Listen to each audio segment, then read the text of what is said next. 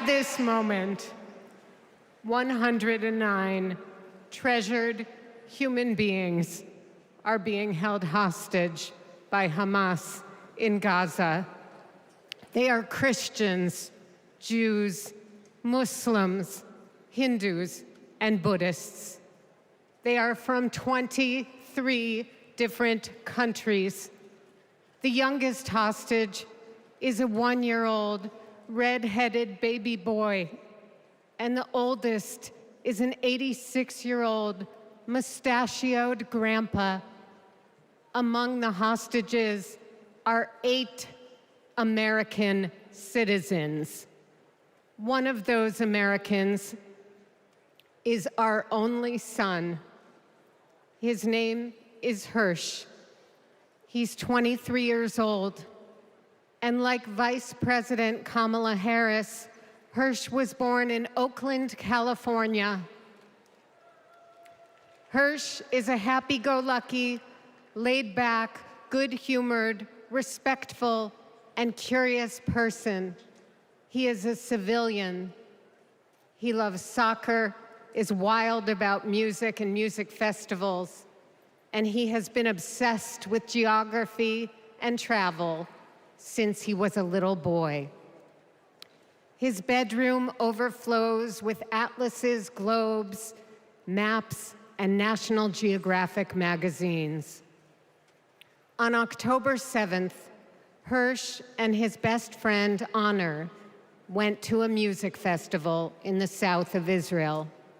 It was advertised as celebrating peace, love, and unity. They also went to celebrate Hersh's 23rd birthday. As rockets began to fall, Hersh, Honor, and 27 other young festival goers took refuge in a 5-foot by 8-foot bomb shelter. Terrorists began to throw grenades into the shelter. Honor stood in the doorway and repelled 7 of those grenades before the 8th one killed him. Altogether at the Nova Music Festival, 367 young music lovers were killed. This was just one of the many attacks on neighborhoods and communities in southern Israel on that terrible day. In total, 1,200 were killed, including 45 Americans. Hersh's left forearm, his dominant arm, was blown off before he was loaded onto a pickup truck and stolen from his life and me and John into Gaza. And that was 320 days ago. Since then, we live on another planet.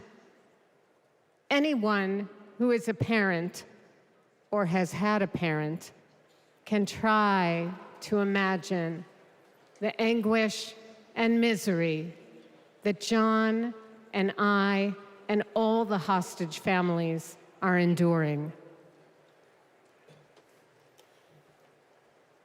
Rachel and I are comforted to be back in our sweet home, Chicago. We were both born and raised here, and our families still live here. This is a political convention, but needing our only son and all of the cherished hostages home is not a political issue. It is a humanitarian issue.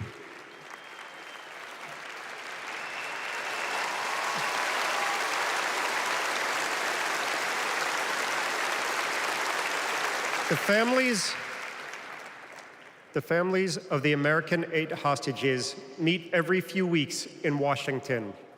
We're heartened that both Democratic and Republican leaders demonstrate their bipartisan support for our hostages being released. We've met with President Biden and Vice President Harris numerous times at the White House. They're both working tirelessly for a hostage and ceasefire deal that will bring our precious children, mothers, fathers, spouses,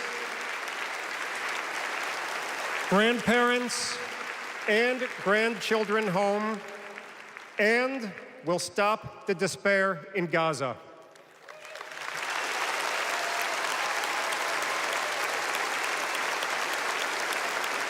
We are all deeply grateful to them. We're also profoundly thankful to you, the millions of people in the United States and all over the world who have been sending love, support, and strength to the hostage families. You've kept us breathing in a world without air.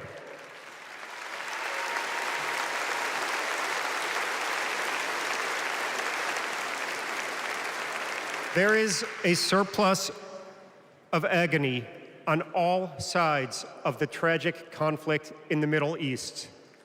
In a competition of pain, there are no winners.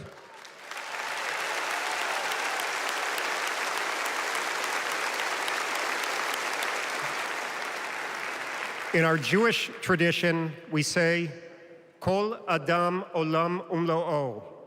Every person is an entire universe.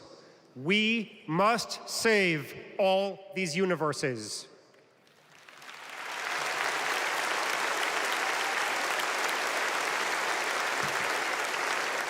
In an inflamed Middle East, we know the one thing that can most immediately release pressure and bring calm to the entire region. A deal that brings this diverse group of 109 hostages home and ends the suffering of the innocent civilians in Gaza.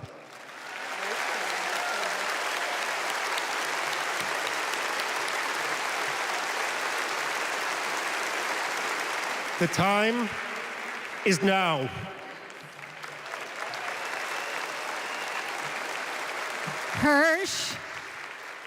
Hersh, if you can hear us, we love you. Stay strong. Survive. Bring them home.